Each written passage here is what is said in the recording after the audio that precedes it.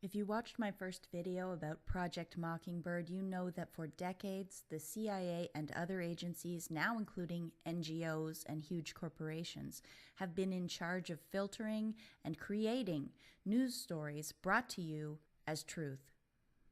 Today's video is about how the people who brought you Project Mockingbird have expanded their purview to make sure you believe their lies by policing content online. This document that I'm showing on the screen, this was released allegedly in the Snowden leaks. This is a PowerPoint presentation. The names are redacted, and it doesn't flesh out each point. It's mostly an overview. But you can tell from the slides that it is describing how they're going to train soldiers or intelligence assets or whoever to go online and use psychological warfare against the people. This online operation is not about disrupting terror cells or busting up organized crime. This is more about enforcing groupthink and discouraging people from accessing new information or even asking pertinent questions. In a second, I'm going to play excerpts from Cheryl Atkinson's excellent TED Talk on this matter. I'm bringing this information so that you can have your mind opened to follow the white rabbit and prepare for the storm that is coming. I alluded to this in my last video, and it's still relevant. The movement is growing. It's a movement to take back the truth, take back the media space, the news, entertainment, and online discourse so that we can really solve some problems instead of letting these special interest NGOs, corporations, and government entities dominate our mindscape. They're trying to push us into a box and a narrow channel of information. In Sweden, they've accomplished their goal. There's a name for it, the opinion corridor. And although there's no official policy, people I know from Sweden report that you may not be safe in your job, you may not be invited to dinner parties, you may not end up with the spouse you want if your opinions fall outside of the opinion corridor. This is simply unacceptable. And a main way they do it is through the tactics that Cheryl Atkinson is about to describe to you. It's really important that everyone understand that you're not alone in having some of these questions, and that when you hear the word conspiracy theory, it should actually be a cue for you to look deeper and not to brush these things off. There is no way that you will be able to digest any of the information in my subsequent videos or some of the other things you might find online if you don't understand the degree to which your mental landscape is being cultivated by people who do not have your best interest at heart. Here's Cheryl. Special interests have unlimited time and money to figure out new ways to spin us while cloaking their role. Surreptitious astroturf methods are now more important to these interests than traditional lobbying of Congress. There's an entire industry built around it in Washington. What is astroturf? It's a perversion of grassroots, as in fake grassroots.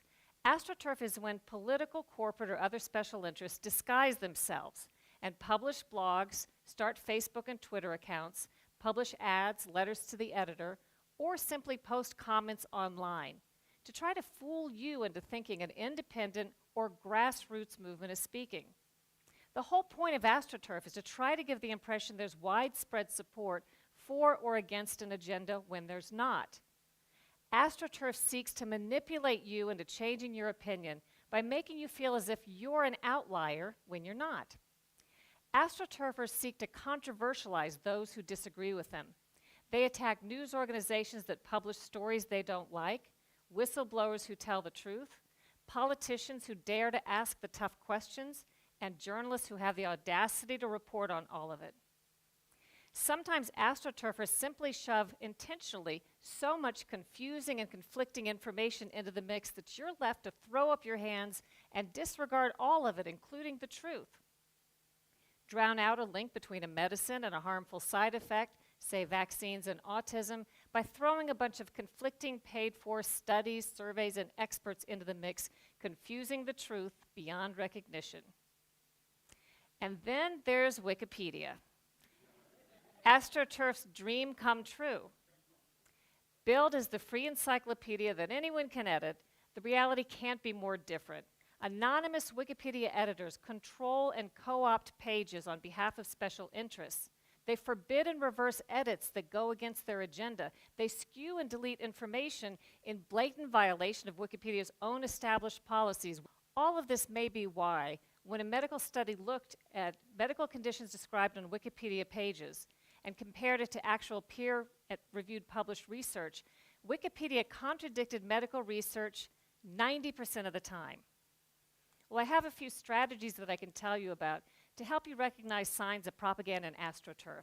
Once you start to know what to look for, you'll begin to recognize it everywhere. First, hallmarks of AstroTurf include use of inflammatory language such as crank, quack, nutty, lies, paranoid, pseudo, and conspiracy. AstroTurfers often claim to debunk myths that aren't myths at all. Beware when interests attack an issue by controversializing or attacking the people, personalities, and organizations surrounding it rather than addressing the facts. That could be AstroTurf. And most of all, AstroTurfers tend to reserve all of their public skepticism for those exposing wrongdoing rather than the wrongdoers. In other words, instead of questioning authority, they question those who question authority. And who hasn't experienced that?